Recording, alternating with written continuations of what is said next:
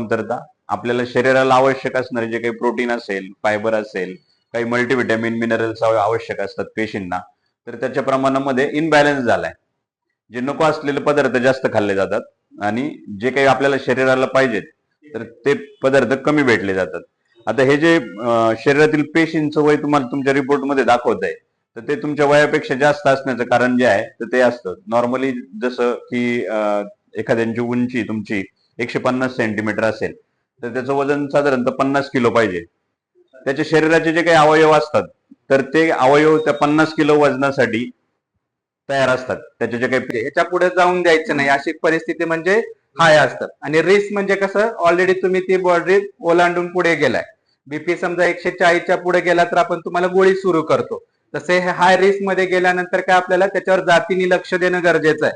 हे असंच जर वाढत राहिलं तर बाकीचे जे आजार आहेत, मग अशी सांगितलं जसं बीपीचं म्हणा, शुगरचं म्हणा, हे सगळे आजार उद्भवायची शक्यता दाट होते, जास्त होते. मग आपलं हळूहळू आयुष्य कसं रिस्क मध्ये मोडत जातं. विसरल फॅट म्हणजे काय, पोटाचे आतले अवयव, हे आपले लिव्हर, किडनी, हे बाकीचे जे आहेत, मूत्राशय म्हणा, हे सगळ्या गोष्टी कुठे असतात, पोटामध्ये. ही सगळ्यांची जी ढेरी